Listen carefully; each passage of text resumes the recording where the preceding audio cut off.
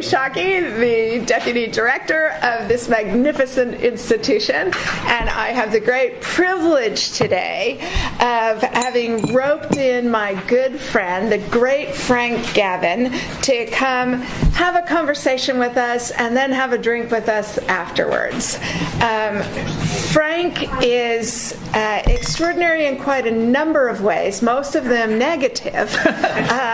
But one of the extraordinary things about Frank is that he models the behavior of interdisciplinary academia in a way none of the rest of us have attained. He was, I think, possibly the first historian appointed to a political science chair at MIT. At MIT. My advisor, though, Mark Trachtenberg, is the...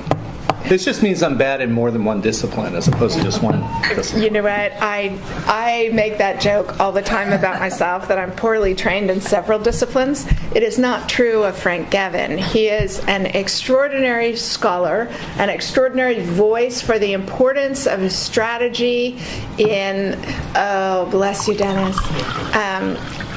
for strategy and the making of policy, and a magnificent mentor to young people in the field. Yeah. So, Dennis, I think you're going to have to break down and give Frank a drink as well. Yeah. Same thing? Sure. Anything is good enough for Corey. Today, he is, to my delight, the lead-off speaker in a series we are running across the next several months about the liberal order. Is there a liberal order? Is it sustainable? Should it be? And he is going to kick off this series, and I couldn't be happier to start on a high note with my friend, the great Frank Gavin. Teach us.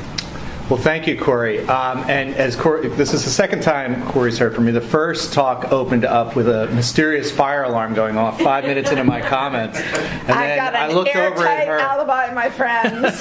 So hopefully this will go a little bit better. It's a real honor and a pleasure to be here. And of course, it's particularly intimidating because I decided as I was debating what to say here, one, given that I saw her earlier, I couldn't just repeat the comments that I gave there, so I made up something completely different.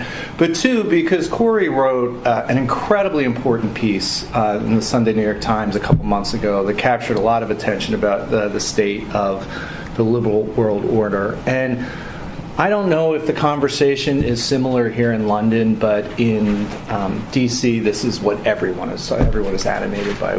Whither the liberal international order. And so I thought I would talk about some of my takes, some of my insights, less to offer any conclusions, but more to generate a conversation. Now, I think the argument, as it commonly goes, is that what we call the liberal international order is fraying, and that there's two reasons for this. The first is that the balance of power is shifting. We once had a system that was dominated by the United States, and now it's giving way to other rising powers, namely China. Second, and perhaps more ominously, and this is probably would have taken place even if not for our rather strange election less than 2 years ago, a sense that the norms, the values, the institutions, the practices, the sort of embedded way of thinking about the world and the liberal international order, that for a variety of reasons are believed to be losing their attractive power. And even their very legitimacy. And on both of these, the attitude, the position, the beliefs of the United States is seen as crucial and critical. I think regardless of what would have happened in the 2016 election, this would have been the case. But the disruptive presidency of Donald Trump really throws this into relief. It's understood as both a cause, symptom, and an acceleration of national domestic trends challenging international relations. So how should we think about this? What are we to make of these concerns? How are we to think about this so-called liberal world order? Now, the first point I would make, though the term is widely used, it's worth noting that such a thing as world order does not exist in nature. It's largely in our heads. It's a heuristic based on perspective. And heuristics are, by their very nature, imperfect, provisional, and miss important details. Capturing something as diffuse and evolving as world order is especially challenging as it involves the interests, interactions, and day-to-day life of scores of states and institutions, each with their own complex politics and histories. All while recognizing powerful and equally complex cultural, technological, ideological, and economic forces, both local and global, shaping the world around us that have nothing to do with this liberal order. I would also make the point that the term is, for lack of a better way of putting it, sneakily evaluative. When assessing a world order, one must ask, who does any purported order serve and to what end? This is a conversation that sometimes comes up when I see Dr. Kissinger. And we'll talk about the Congress of Vienna. And of course, for him and for many people think about the liberal world order, the Congress of Vienna, which ended the bloody Napoleonic wars and delivered, at least in relative terms, political stability, economic growth, and peace to Europe for 100 years, and was, when Great Britain was at the apex of power, that's often seen as the exemplar of how to organize international relations. The same century, of course, was marked by tragedy and humiliation for the two most populous countries of the world, the great civilizations of China and India, to say nothing of the horrors perpetuated upon Africa. Little to say there's little nostalgia for Vienna in Beijing or Nairobi. It's also important to ask what the goal of any past or proposed order might be. Is it stability or dynamism, wealth or security, hegemony or multilateralism? And how likely is that order to achieve stated goals? Consider, for the first half of the 20th century, where the world order was obviously in a point of conflagration, and there was unspeakable violence and chaos, if you look at the statistics, the same period also witnessed unprecedented and widespread improvements in technology, medicine, public health, nutrition, education, and literacy, as well as the extraordinary decreases in infant mortality and increases in life expectancy. Now, I'm a historian. I love grim irony, right? That's grim irony. A century that saw, essentially, European civilization attempt to commit suicide is also the one in which, for most people living on the planet, enormous amounts of progress took place. So I just throw this out there as a way to sort of help think about it. Now, to be clear, I'm not dismissing the concept of world order, either as a heuristic or as a goal of policy. Quite the contrary. Intellectually, thinking about world order is a way to surface our basic assumptions about international relations and explore and better understand what forces drive the outcomes in the world we care about most. This allows us to think about policy choices, which are often difficult. What grand strategy a leader or a state chooses will be dictated in large part by their understandings of this question of what is an order, what do they want to get out of it, how does it operate. And given the conversation we had earlier today, Donald Trump has a much different view of this than many previous leaders. Furthermore, regardless of whatever oversimplifications are involved in discussions of the so-called liberal order, it is hard to argue with the world historically positive outcomes that marked international affairs since 1945. And I want to list just quickly 7 broad trends that I think are intimately linked to what we call the liberal international order. First, the global economy generated unprecedented wealth.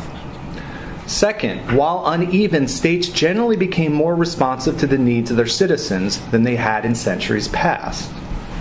Third, states became more committed to and developed institutional capabilities to confront transnational problems and to deal with the tragedy of the commons, really for the first time in history.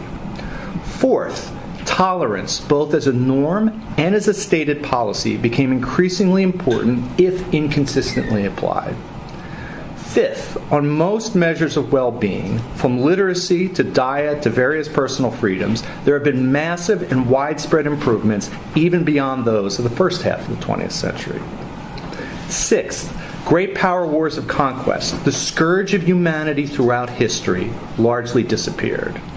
Seventh, the United States exercised extraordinary influence on world affairs and derived great political and material benefits from these global arrangements. These are the 7 things that I think, and you could think of many more, and we can debate whether these are true or not, but I think this is a starting point. Now, this is not to discount the negative and sometimes worrying trends and outcomes. There's many bad things that have happened in the world since 1945. But when you're a historian, you think in decades and centuries. And this record, compared to other periods in history, is very impressive. Now, if I'm correct about this impressive legacy of the past 7+ decades, then there are three big questions we must ask today. First, how much of this positive outcome was the result of a thought-out, constructed, shared vision of world order instead of deeper tectonic historical forces or mere coincidence? Right? This involves playing sort of a counterfactual. If we hadn't done any of this stuff, would these good things still have happened? What is the causal connection? Second, how threatened is this world order? And third, what will be the role of the United States in either maintaining, enhancing, replacing, or abandoning the current international system? Now again, as I suggested earlier, perhaps the best way of evaluating the first question is to ask a counterfactual. What would the world look like today if the United States had not committed itself to nurturing a liberal world order in the post-war period? What if a different worldview with different assumptions and policy prescriptions, like isolationism, had held sway among American policymakers? What would have been the global consequences if the United States had not devoted political capital to international economic order, to developing global institutions, to advocating certain norms and political practices around the world? What if it had developed or adopted a more hands-off approach to transnational issues, such as nuclear proliferation, international monetary relations, or human rights? Would the world be more or less dangerous, more or less stable, more or less prosperous? And, by the same token, would the United States be better or worse off?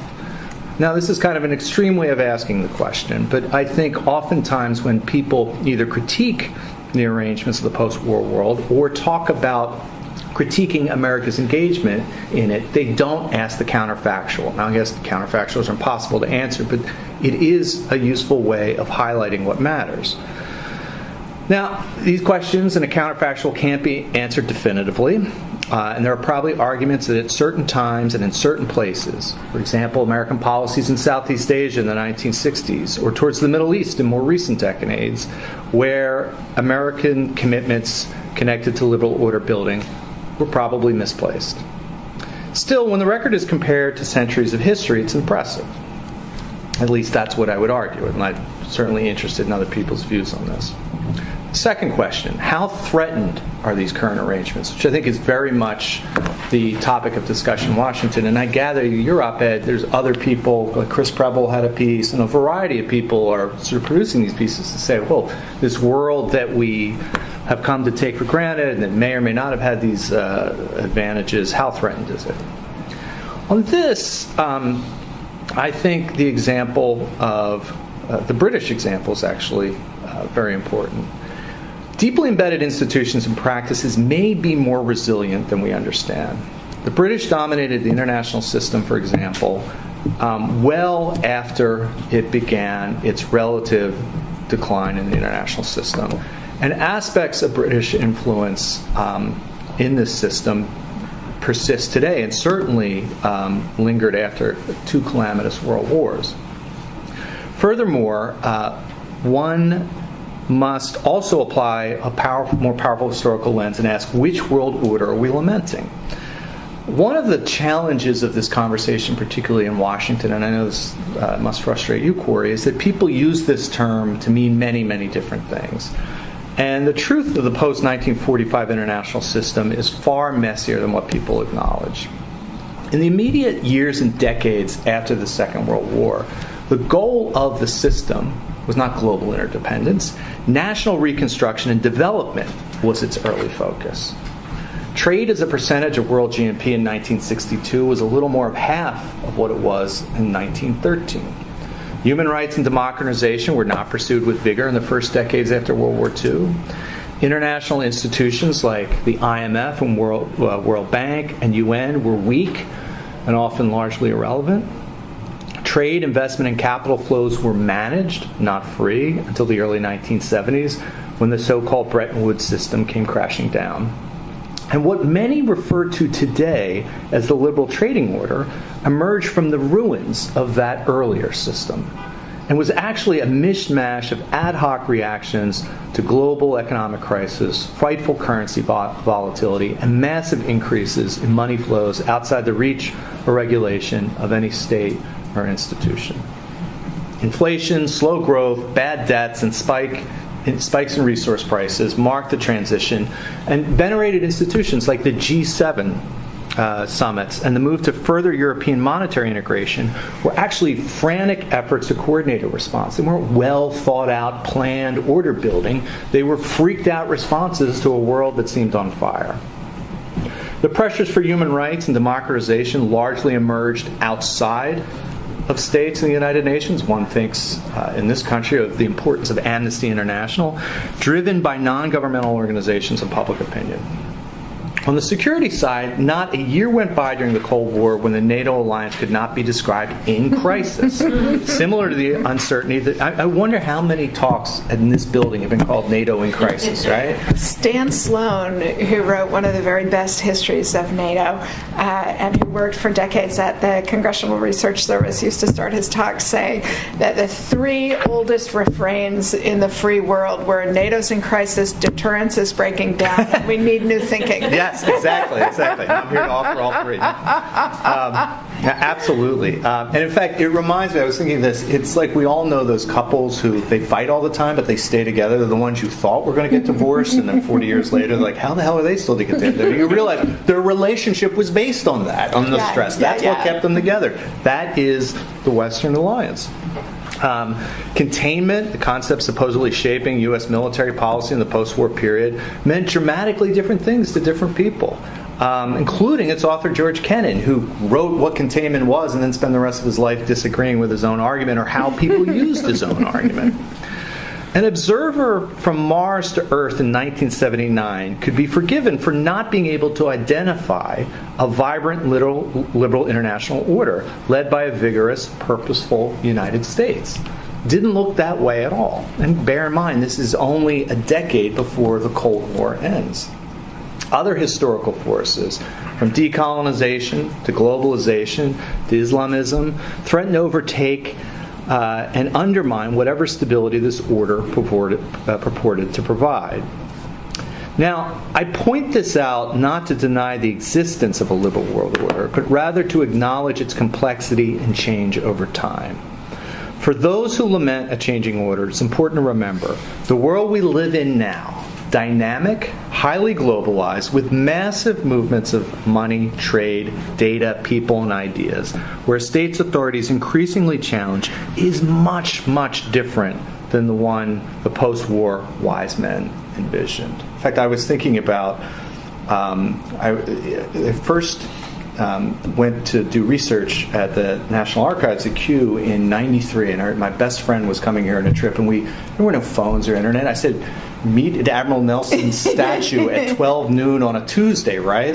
And we met, right? That's how you did things. And that was, in fact, I'm going to Edinburgh tomorrow. And on that trip, we went to Edinburgh. And I apologize for all the Scots that are here, but I had just been in Eastern Europe. And the difference between the food selection in Edinburgh and Budapest in 1993, you'd be hard-pressed to find a vegetable in either place. Globalization has an upside. No, that's right. And then I went back in 2004, and it was like, I'd entered this, so it's that world that we live in, which I would suggest this liberal order helped create, but in some ways released and generated into its own world. It's not anything at all like what people thought it would be, and I would suggest it's probably more resilient than people realize. Which brings us to my final point, the present and the future. Thinking about this question of world order, even though it's a heuristic, even though the term is abused, even though your favorite person, Graham Allison, is now writing all sorts of articles about it just to torment you. Are you going to have him over? We are indeed going to have him over because I do love sharpening my sword on him. You do. Watching you two together would be a real treat. I might come back for that. But people, and he sort of makes a kind of variation on this, but essentially, it wasn't liberal, it wasn't an order and all this. But the major, even if you say that, intellectually what's so beneficial about this heuristic, this concept, that it helps sharpen the focus on what matters. Mm-hmm. What are the policy issues and choices that matter most? And to what extent should we be concerned and worried and freaked out? And to what extent have we been through this before? Have we been through worse? Is this system going to persist? Now, and we're in a weird place, because in the past, calculations were relatively straightforward. In the world before this order was set up, one thing more than anything determined outcomes in the world. That was war. War shaped order. Right? It's great irony, but that is essentially how it worked. And your position in that order was determined by how you would do in war. Who had the most tanks and ships? Who could mobilize their economies to field the largest armies for the longest period of time? Crude metrics such as land mass, population, and steel and coal production determined the great powers who got to shape that order. Powers rose and fell based on relative shifts in these metrics. How much does that matter now? This is one of, I think, the big, most interesting questions, right? So you have a whole lot of coal. Good luck with that, right? I mean, what is that really going to do for you in 2018? The virtual disappearance of fully mobilized great power wars of conquest generates questions about what matters in the current and future international order. And this brings up another big question. Is the absence of total war temporary or permanent? So if it's temporary, if it's a historical blip, then the sort of worldview of a Donald Trump that we talked about earlier, which is very nationalistic, very militaristic, very non-multilateral, very transactional, may make some sense.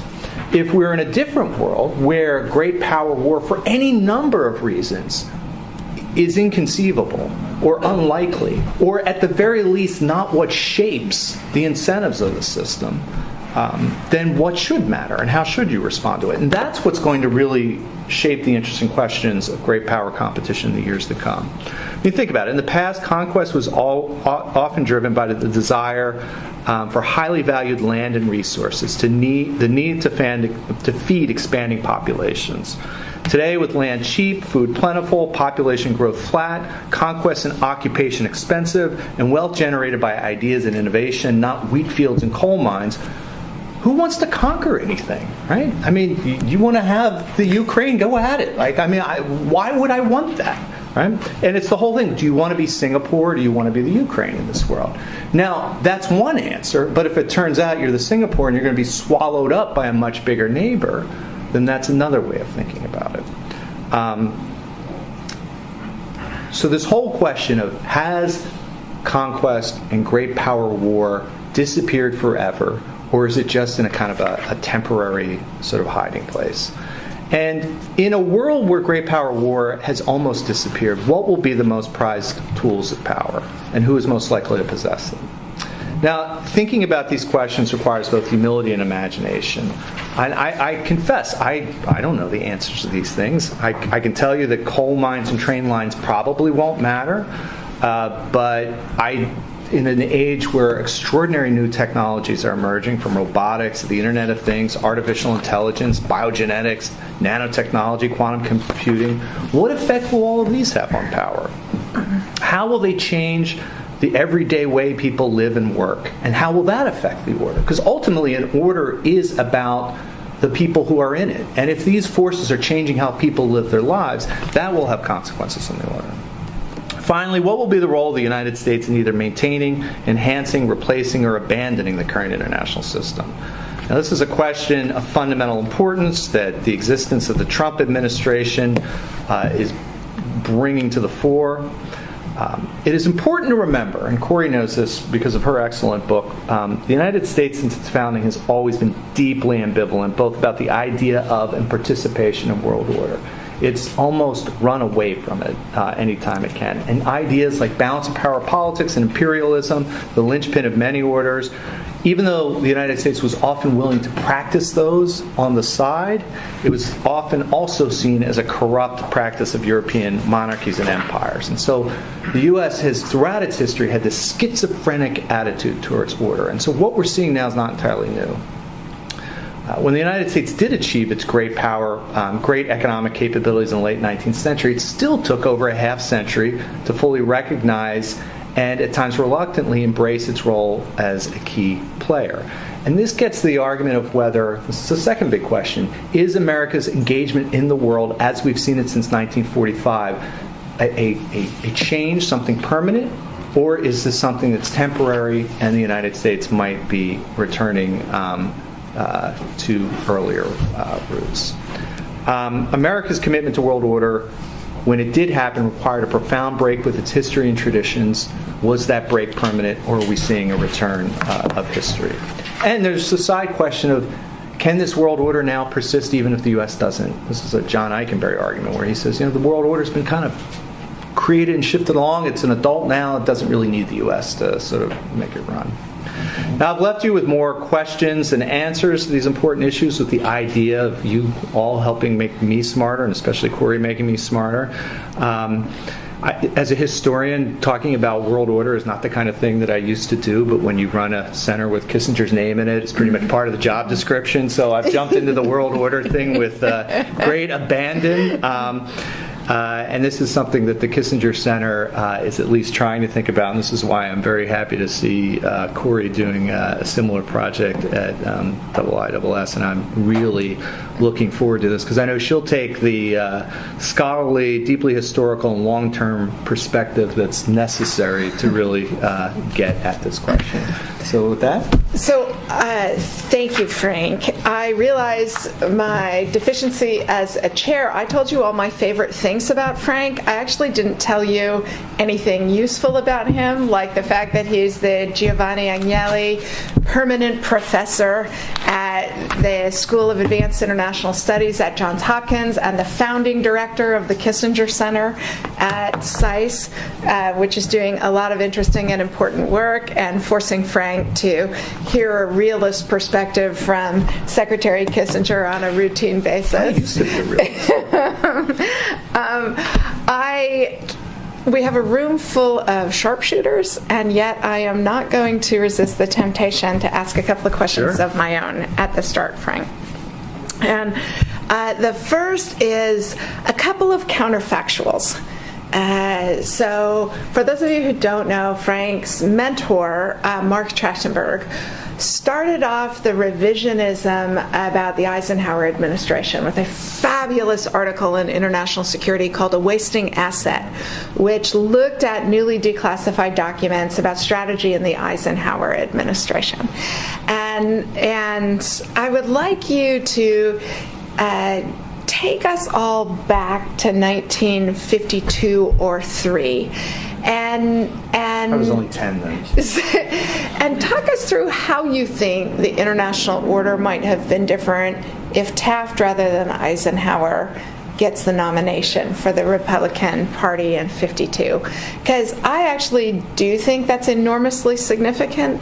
The solarium exercise that President Eisenhower went through in 1953 is the apogee of strategic planning. All of us nerds who care about good strategic planning always go back to it.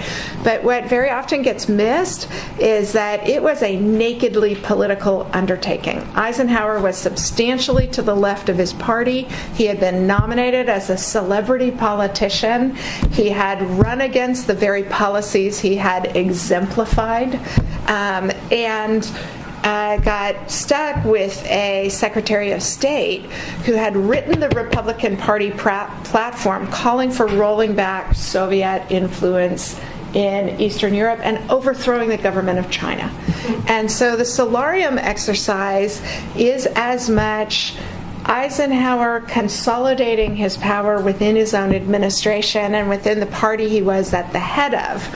But talk us through what a Taft administration might have looked like. Sure. So even beyond that, no, it's a great question. Even beyond that, one of the things that I think is really tricky when people talk about the chronology of all this. They start the Cold War in 45 and they end it.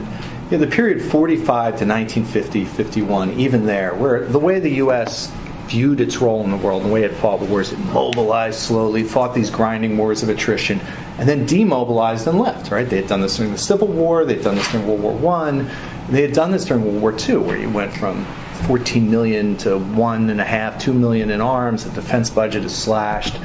And this notion that the U.S. would take some sort of permanent role in Western Europe was just seen as crazy. In fact, when you look at the whole way the Marshall Plan is structured, it's structured to help Europe recover and then integrate and then help deal with the Franco-German problem, try to convince the British to be on the continent so we could go back home, right? I mean, that was the whole idea behind it. And if you look at someone like Kennan, who was offering plans like, let's let Germany be unified and neutral and troops pull back, there were any number of policy plans on the table which would have created a world that looked much different.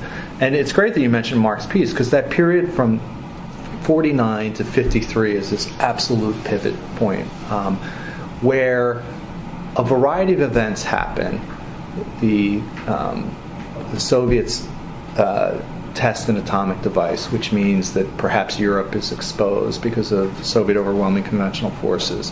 China goes communist. The North Koreans attack the South, and more importantly, China intervenes, which the U.S. says there's no way they intervene unless they get sign-off from Stalin and all of this, which all the basic assumptions that the U.S. had left in the post-war world was, at one extreme, well, maybe we'll cooperate with the Soviets for a policeman, but even if we don't, this isn't our problem, right? This isn't something we have to worry about. And in that sort of period from, I mean, if you look at the documents in the winter of 50-51, they think World War III is coming, and they think they could lose. It's like a total. And even Nitze had written NSC 68 before. No one took it seriously. They blow the dust off, and they start saying, we have to take this very seriously. So that's sort of the setting. And Truman, to his great credit, starts putting these policies into place, despite being an enormously unpopular president, polling lower than anybody. And Eisenhower comes in at a moment where the politically popular and expedient thing to do would have been to reject that, right? Remember, Truman, it had been seen making an argument about corrupt Europeans pulling the U.S. into sort of a war they didn't want is a very politically winning argument in the U.S., unfortunately. Right. And also you had a Truman administration that had been stuck with corruption, and so every presidency wants to do everything different. And Eisenhower, despite running a campaign that was harder right than I think we like to remember, and playing with some forces on the right that were McCarthy, for example. McCarthy, that's, his handling of the whole George Marshall situation was not a proud moment, but was committed to the Western Alliance and was committed to the idea that, and again, not permanently, Eisenhower always saw this as temporary, that the U.S. had to intervene in order to make sure that Europe didn't fall. And, the concern was not a Soviet invasion. The concern was a continent that had not fully recovered, that had lost its confidence, that was going to be sort of behind nationalist barriers. And Eisenhower recognized that he had a unique resonance in Europe, and he could push these policies. And I've got actually an article about this. His policies are... Give us the reference. Well, it's coming out in a forthcoming book, but it's called NATO's Radical Response to the Nuclear Revolution, and it's essentially the policies that Eisenhower puts into place, the London and Paris treaties in 53 and 54, that get West Germany fully integrated, that commits the U.S. to an actual defense of Europe, that profoundly shaped the system. Proliferates nuclear weapons to American allies. It does. And it causes abeyance. Right, and it causes a crisis at the end of the decade. But it essentially sets up the NATO system. It does. And NATO it's not a normal alliance, as we referred to earlier, and would never have happened under Taft. And I think one can imagine. I mean, who knows? But one can imagine. It's hard to imagine Franco-German reconciliation otherwise, and it's probably one of the great political accomplishments of the last 70 years that happens under the umbrella of this. I don't know if that happens. I think British engagement and concern with the continent, which was certainly not the preference of British leaders in the post-war period, who wanted to focus on the empire, what remained of it, that certainly wouldn't have happened. And making Americans care and commit to outcomes in Europe wouldn't have happened. And I think without Eisenhower, it's hard. We take NATO and America's involvement so for granted. It's hard. You know this. How the U.S. just didn't do this. We didn't do permanent alliances. We don't do pre-delegated military authority. We don't do semi-mobilized militaries, and it was only Eisenhower could have pulled it off. So second question I have, I love the way John Eikenberry and Daniel Gidney in their recent Foreign Affairs article, or maybe it's just John writing this time, I think of them as yin and yang, yes. So I combine them even when it's only John writing.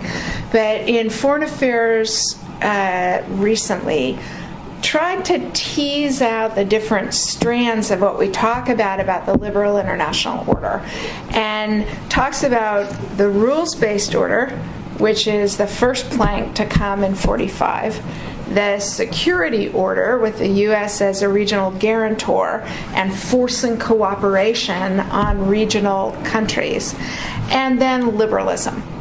Right? And we indulge the liberal part right. as a luxury as our power grows relative to the Soviet Unions and then Russia. And I love the way I have heard you elsewhere talk about the problems of earlier decades were the problems of scarcity. And the security problems we have now are the problems of abundance. And that's been rattling around in my head this afternoon as I think about rules, security, and liberalism. And something you just said about Eisenhower's achievement of making the U.S. care about the rest of the world strikes me as impossible without the liberalism part of this. Right? Because if you think about Washington's farewell address, his warning about permanent alliances, Jefferson on entangling alliances, all of those were issued in the context of a world in which there weren't other countries like us. And what happens after 1945, well, what happens at the turn of the 19th century, we begin to have other countries like us, and we begin to have the aspiration, the United States begins to have the aspiration to create other countries like us.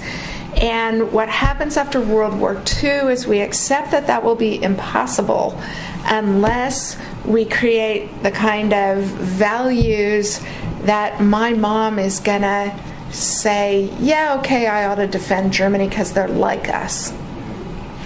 Does that look important to you?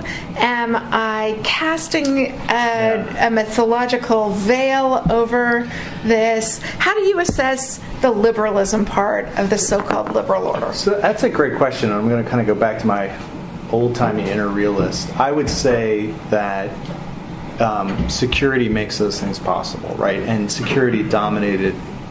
You think about a country, to me, one of the most remarkable elements of the post-war system is the U.S.-Japan alliance, right? And it's actually interesting to compare. I was reading something recently. There was I forget his name, a great British minister and ambassador who had been an expert on Japan who passed away. And a friend of mine in Japan had been writing about him. And what was clear in it was that the British-Japanese enmity lasted far longer and was far more visceral for understandable reasons. And I think that essentially the U.S. looked at a country like Japan and they said they're concerned about getting access to imports and having an export market. And because of a system of imperial preferences, one of which the U.S. very much participated in on its own, Japan was forced into aggression. And so if you could create a system where they didn't have to worry about their security and you had a quasi-free trade system, it wasn't really a free trade system, you provided benefits to Japan. This is something Trump doesn't sort of realize, that there were trade. If the deal is Japan, you don't have a foreign policy and you sort of discriminate against their goods a little bit, if you're looking at the long arch of history, that's a pretty good deal to make. Good deal. Yeah. But I think if security concerns could be taken care of, and you could say to a country, we're going to protect you, And we're going to try to construct an economic system that means that you're not going to feel that pinch of not having, if you're an island nation, you're not going to worry about being starved of resources. And if you're an export-driven nation, we're going to make sure that you have markets. And at that point, I actually think the U.S. was fairly good about saying, we have our preferences of how we'd like to see you governed, and it's probably in your best interests. And sometimes we'll push it, but you figure out how to do it, right? And so what's interesting, you see this more like with Taiwan and South Korea. When push came to shove, we supported them, gave them security, and then there were protests, and we gave gentle in the 80s. This is something that Reagan doesn't get enough credit for, but we talk about the Philippines a lot, but South Korea and Taiwan, it's like, okay, it's time to make that move, right? But it was never at the forefront. The way I like to think of it is Americans are obsessed with trade. They've always been obsessed with trade. And so if you had a system where people felt like they could engage in international commerce freely without discrimination, then odds are they wouldn't be aggressive and imperial. And if they weren't aggressive and imperial, they would probably have the luxury of adopting domestic governance that was less harsh. And so I think that's how the U.S. saw it. It's like there were plenty of countries we were friendly with that pursued some less than liberal policies. We said, as long as you're trading with us, ultimately, and we make sure you're secure, we think, Fukuyama had a point. Like, things will fall into place. And it did with South Korea. It did with Taiwan. It did with Japan. It did with Germany. And I think that's sort of the idea. And then later, when that was secured, perhaps in the post-Cold War world, it was pushed a little bit more strongly. And the other thing I would add is one of the, I think, interesting things, as this system became so effective, making the price of membership in it, doing those things, it became a nice add-on. You could say, well, if you want to be protected, you have to sign on to this. So one last quick question from me. I've always loved a quote from a former Saudi energy minister when he said that the Stone Age didn't come to an end because of the lack of stones, right? And he was advocating innovation because the shale revolution, green energy generally was diminishing Saudi Arabia's main economic source and main source of influence in the world. I want to pull you out of your historian's comfort zone and ask you to project into the future. Do you think the technologies that are currently roiling all of our societies, the information revolution, everybody carrying around a supercomputer and a video camera that they can stream anything happening, it looks like the early advantages, so the evangelicals of technology thought it was going to be democratizing. Right. The early experience is that authoritarian governments have the advantage of this. What's your bet if we're standing 50 years in the future looking back?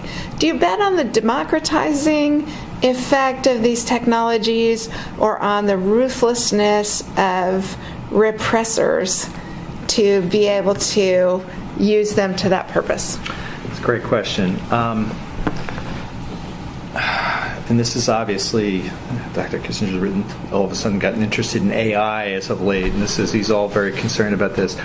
What I would say is that, and again, you heard me talk about, I love the Science Museum across from the Victoria and Albert Museum. And you're in there and you see, there's something about democracy producing a nation of tinkerers.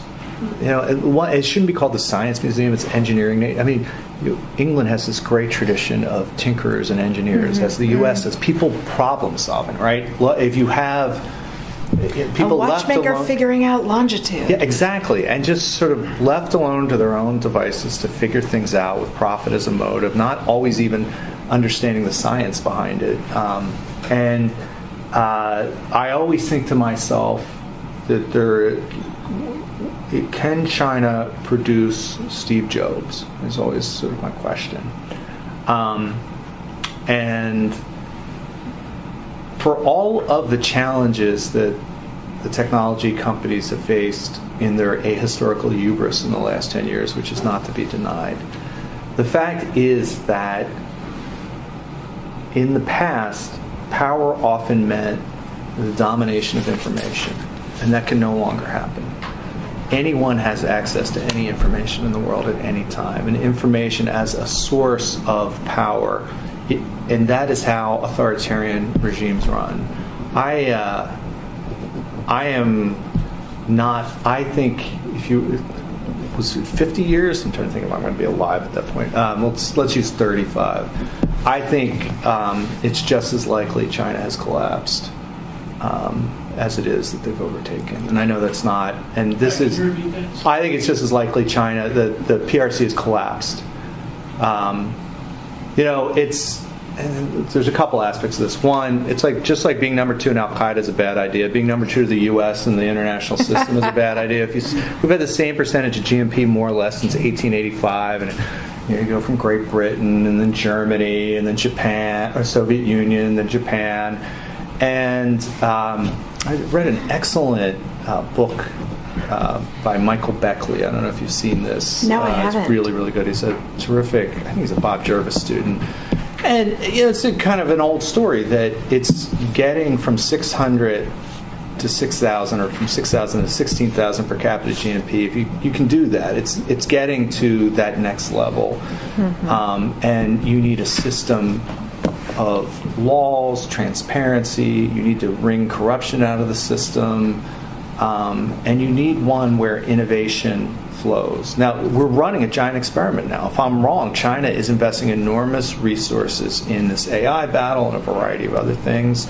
I see Eric Schmidt up from time to time because he's Kissinger's new pal. They hang out all the time talking about AI, and they're both freaking everybody out about this stuff. And you kind of sort of push back and you say, I don't know, is anybody like voluntarily moving to Beijing? Does anybody want to live? I don't know, maybe. but it doesn't seem like it, right? And does anybody think that this is a really attractive way of organizing life? And and this is where the power of attraction, the small d democracy story.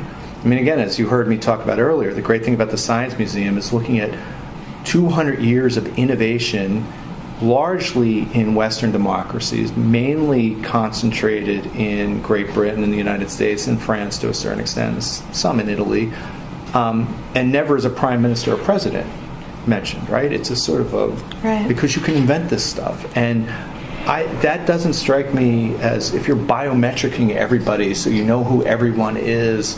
I think the Soviets in 1960 looked really, really scary. And then, the sort of declining returns on capital, the Solo's laws start hitting in. And I am not someone who I'm not one of these people who thinks China's going to be running the world 35 years from now. Oh, my friends, this is such a rich opener, and I see a whole bunch of smart people in the room that I would like to have fire on Frank's ramparts. So I haven't had any wine.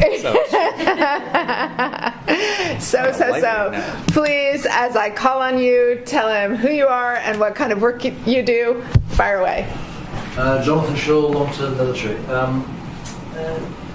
Going back to the question of grand strategy in the US in the age of Trump, one of the contradictions is between Trump's policy towards Russia, or seemingly, and what people call the deep states policy. I ask particularly because in Edward Luce's excellent interview with Kissinger in the FT, he repeatedly ducked the question. And if you're looking for reasons to why Trump kowtowed to Putin, the easy answer is to say collusion. But looking beneath that, actually, I go back to articles by Kissinger and Brzezinski, in which they were both arguing a couple of years ago that the wise thing to do, that America should do, is accommodate Russia and China, which clearly didn't go down very well with the ideologues, who you might say, if you want to characterize it that way, are sort of a perpetual war party. Where do you think Trump stands on this? And is there some sort of Kissingerian coherence to his policy towards Russia? Are we on Chatham House rules? We do not follow Chatham House rules in this institution, but we are off the record so that my friend Frank can speak freely, and I will enforce that rule on all of you if anyone should be inclined to violate it. You don't want to mess with that. That Luce interview was so hilarious because I have great admiration for, I'm not to the point where he's 95, I still can't call him Henry. That interview was, it shows his brilliance. He said nothing in that interview. He said literally nothing. And got treated as a great statesman. That's right. I mean, to me, the genius of Kissinger is that. He's able, and it's not, and he actually is very, very smart. His World Order book is great. The diplomacy book, I teach. But I constantly have these conversations, and he'll be like, "What do you think?" He'll say that to me. I'm like, "Who cares what I think? You're Henry Kissinger. You tell me what you think, right?" And he will not commit. But on the larger point of that article, which is, I think, really gets to the hub of this question, which is under a more realpolitik view of the world, one in which relative gains matter, where great power war is a possibility, and you see the world as a chessboard, you say to yourself, China's the rising power. It's silly to alienate two states. Why not ally with Russia? Because they're certainly going to be concerned about the rise of China. I mean, as global climate change makes Siberia livable, that's where they're all going to go, right? And so there's a geopolitical argument there. The pushback to that would be that that's not the world we live in anymore. That why would we compromise? Because if it is a world of problems of commons, of problems of plenty, if there are a set of norms and values and ways of doing things that we believe in, why sacrifice them to make a deal with a declining kleptocracy for the short-term gain of alienating China, right? This is a legitimate intellectual argument about how you think the world works, right? And I know how Kissinger sees it. He sees it, you make that deal. And I think Trump sees it that way. And that's a defensible argument. I think it's wrong, and I don't think I think it will turn out to be the incorrect view. But this assumes that there is a overall grand strategic logic in whatever Trump's doing, which I'm not prepared to admit. But that you absolutely captured what the thinking is. Let me just, before you follow up, let me just raise one objection, which is that the forces of continuity in American foreign policy, I think it is unfair to characterize as the deep state, which comes out of the discussion about the way authoritarian societies refuse leadership direction or electoral direction. I think what you see in the United States is a big, boisterous civil society and the rule of law constraining presidential power, yes, which I think is actually a different thing. Fire away. Sorry, the one comment that he did say substantively was when he said that the United States will find that sooner or later it comes up against a system that works to different mores than its right. Yeah. Effectively, what he was doing, it seemed to me, was driving a stake through the heart of the neocon vision of a global liberal democracy, which strikes me as a very profound comment. Look, he's writing a book about leadership right now. You know who's not in the book? I mean, you can think of all the people: Agnelli, Nixon, Thatcher. Who do you think's not in the book? Reagan, right? I mean, that doesn't surprise me. Right. And that's the real. It's funny. Kissinger has always discounted the belief that ideas, that the power of attraction matters. Yeah. And that is basically the story of American power since 1940. One of the things, I teach this grand strategy class with Jim Steinberg, and this is amazing because Jim was Ted Kennedy's chief of staff when this speech was given and hated Reagan. He's come around and realized, I always have the students listen to the Westminster speech, which to me, I've gotten wheeled. I said, you need to start the book with this. This is a speech, as you know, given not in a particularly friendly hospitable. The only applause line he gets is about the Falklands. It's at a time when the world economy is in bad shape. You've got the Euro missile crisis raging. And Reagan essentially says, ideas matter, democracy matters, we will win, we've got to stay to this. And you watch this, it's like craziness, right? He's doing, and that is about as anti-Kissingerian and anti-Trump as possible. And you look at that, and to me, it's one of the most amazing political speeches. It's absolutely remarkable. And so I've got all sorts of, whether it's neocon or not, I'm not quite sure. And there's a whole issue about talking about these things and then separating Iraq out of it, which there needs to be a really good conversation about. Like, I don't think anyone can have a conversation and not say that U.S. policies in Iraq and Afghanistan have been really, less than ideal, and it was a mistake, right? And instead of and disentangling that from, say, the U.S.-Japan alliance, the Atlantic alliance, everything else, because some of our friends who are skeptics of this, the kind of the restraint people, they see this all as one big package. But so I think it's a good point. Dana and then Ben. Well, I just want to introduce yourself. Dana Allen from the Institute. Just on this subject, and not to quarrel with any of it, because it makes a lot of sense, and I don't want to discount the importance. Please quarrel with it. This is a place where ideas get sharp. Democracy and grand strategy, but I just wonder if I could push you. We're imagining a hypothetical accommodation with Russia. Who knows what form it will take? Who will be sold out, etc. For larger, long-term strategic purposes. Who was sold out when Nixon and Kissinger aligned with China, or semi-aligned with China at a time when China was, by many standards, a much worse place than a source of activism than the Soviet Union.